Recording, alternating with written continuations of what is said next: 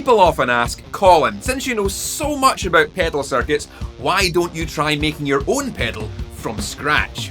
Now that's a great idea, but it sounds like a lot of work. Firstly, I'd need to settle on a circuit diagram, then select the correct components before populating a breadboard to test the circuit works. I'd need to measure voltage bias points with my multimeter and probe the circuit with my oscilloscope to ensure my pedal will do what I expect it to do.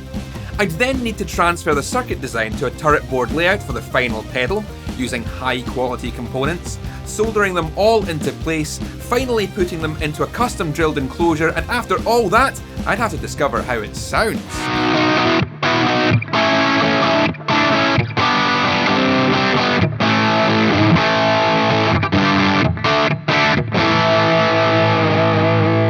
So that's exactly what I did. This is my own little take on a classic Germanium Fuzz Face, one of the very earliest guitar effects.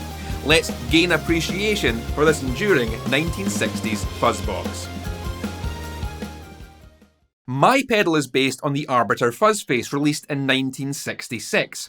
This is an excellent circuit for a DIY project because it's firstly very simple. There are less than 20 components in the entire build, and you can put one together pretty cheaply, so long as you aren't opting for new old stock vintage components, point-to-point assembly, or non-standard pedal enclosures. All of which I did because I'm a little bit extra and I wanted the results to look good on camera. Even with all of those extravagant purchases, this still cost me less to put together than buying the modern Dunlop Fuzz Face. However, if building your own pedal doesn't sound like your idea of a good time, then you'll find a shopping list of Fuzz Face style pedals down in the description of this video. The circuit is really nothing more than a 2-transistor amplifier stage with just enough components surrounding them to make the amplification stable. The first thing to notice is that there is no input buffer. The Fuzz Face was designed at a time when guitar effects pedals weren't very abundant. They were still a new thing and not many of them were available. As such, many of the rules and conventions that we now have for pedals hadn't yet been written. The Fuzz Face was designed with the expectation that it would be the first and only pedal connected to your guitar and utilises the pickup's impedance as part of its circuit. Viewing the Fuzz Face as just the components in the enclosure is a little disingenuous because really this is the full circuit when in use, with the pickup impedance, guitar volume control and even the cable capacitance being interactive elements that will change how the Fuzz Face reacts. This pedal will behave differently depending on if I'm using single coils or humbuckers. If you're using active pickups or placing a buffered pedal ahead of the Fuzz Face so that it receives a low impedance signal, then it will sound different than if you were using passive pickups or had no pedal in front of it.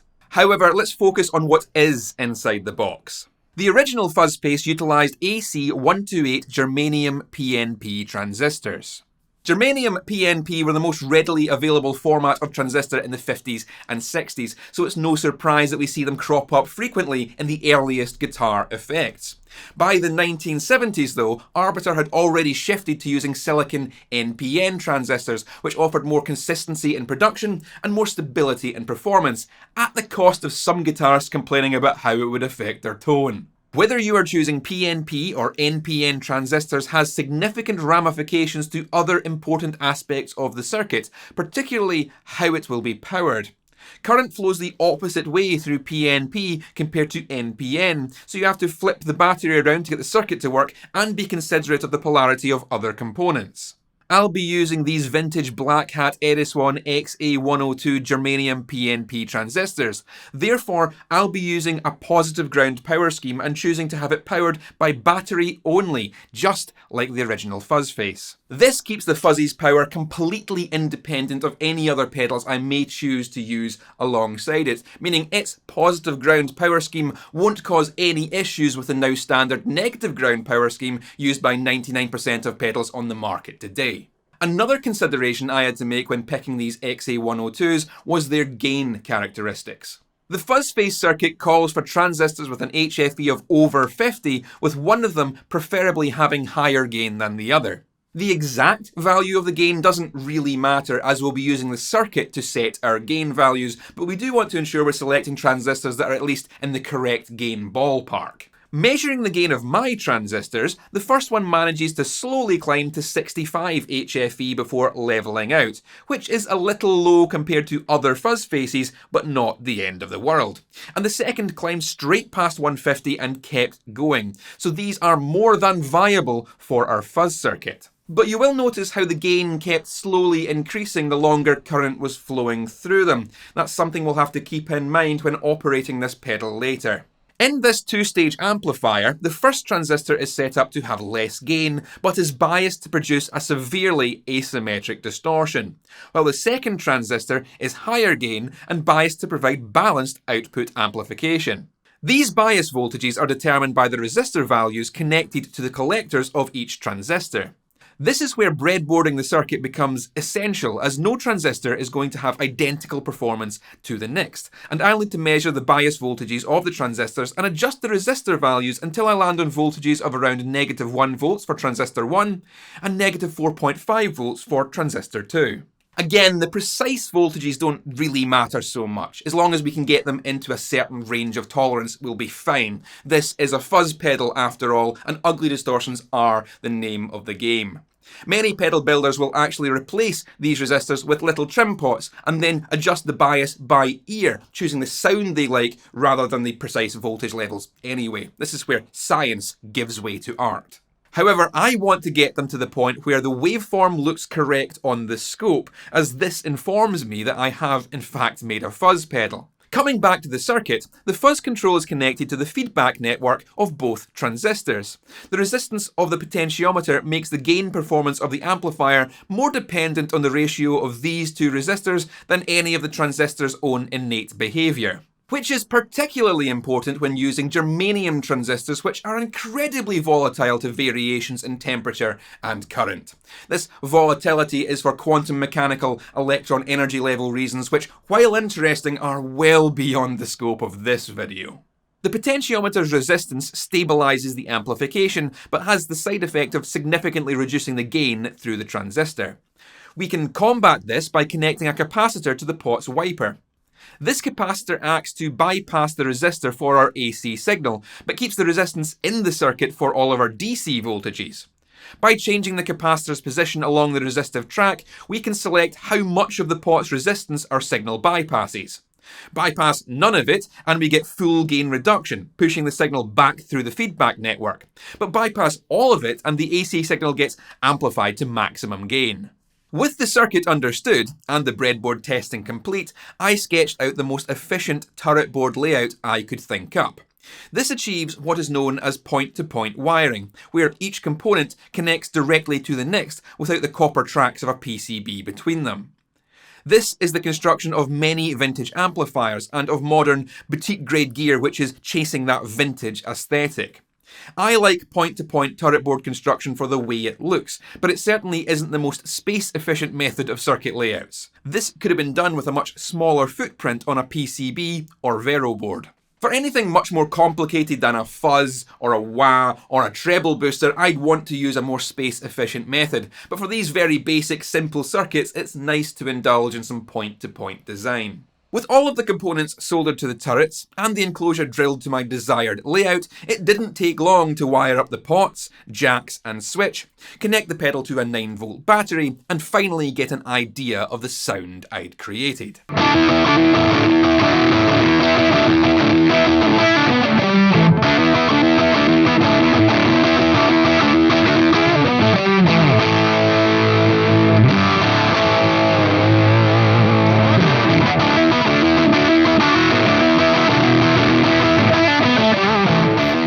This video isn't sponsored. Now that's not some statement of moral superiority on my part. I'd have absolutely taken that corpo shell money had it been offered prior to this video's scheduled publication.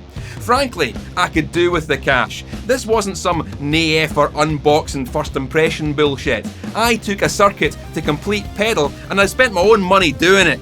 Now I know some of you were hoping that this video would be a full tutorial, or there would be a big pedal building course being advertised, or at the very least I'd be selling kits of this pedal that you could build yourself. But unfortunately, this is the only one, and a full course would be far more time and expenditure than I can spare right now. However, I have prepared a Fuzz Face build guide document. It's a collation of all the notes I made to bring this pedal into being. It contains a bill of materials, the circuit diagram, suggested layouts, and ways you can test the circuit should you want to try and build this for yourself. If you want to get your hands on this fine, well-written digital document, then you'll find it available now as a reward on my $5 Patreon tier. You'll get a very useful piece of instruction on your pedal building journey, and I'll get your fucking money. A very fair interaction, I'd hope you'd agree. You'll find links to my Patreon down below. The scope traces for the final pedal aren't all that exciting. The visual difference between minimum and maximum gain is subtle, but we can see the shift from soft to hard edge distortion in the asymmetric amplified square wave. There's more amplification here than perhaps meets the eye. I have the output scaled down by a factor of 10 to fit the screen. Scaling the output to match the input either takes the fuzz signal off the display or makes the input look like a flat line. Frequency analysis reveals that the fuzz face is in fact a full range amplifier. We're not doing much with the circuit to carve out frequencies or sculpt the sound. Any filtering is almost accidental, as the components have much more vital duties in making the fuzz function. While on paper this circuit doesn't deviate very far from the standard fuzz face design, my point-to-point layout and my choice of transistors does lend this a certain level of uniqueness. Those black hat germanium transistors are old transistors, dating back to the 60s, possibly even the 50s. Their gain performance, while within the recommended tolerances, are disparate to what many would consider the ideal case for fuzz face transistor gain. If you look online, you'll find common values of 80 and 120 HFE quoted, but these are nominal values and each fuzz face will deviate from this by varying degrees. These Edis ones having gains of 65 and upwards of 150 does lend this pedal a point of difference, but as I said, the circuit is doing a lot to counteract the variances in transistor tolerance. However, probably because of their age and germanium construction, these transistors are slow to reach their full gain after powering up, which you can hear when using the effect.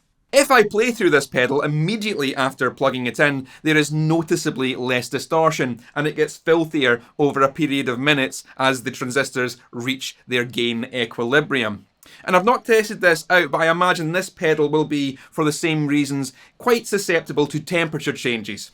I might stick this one in a freezer for a follow-up video on the quantum mechanical effects of temperature on germanium semiconductor devices. Finally, on the aesthetics of this pedal, these knobs are also vintage. I believe these are from the 1970s. My father gifted me a number of knobs salvaged from old equipment over the decades, and I felt this pair worked really well on this pedal. I also think it would look pretty class to have some kind of engraved or etched nameplate being secured by the same bolts that hold down the turret board internally. I did make a couple of test pieces for this, but they didn't turn out quite as well as I hoped, and I almost had an acid fire in my flat in the process, so that's on hold for another time. I'm going to leave you in a moment with more sounds from this fuzz pedal, but I'd like to know what you thought of this, and if you'd like to see me make more pedals in this manner.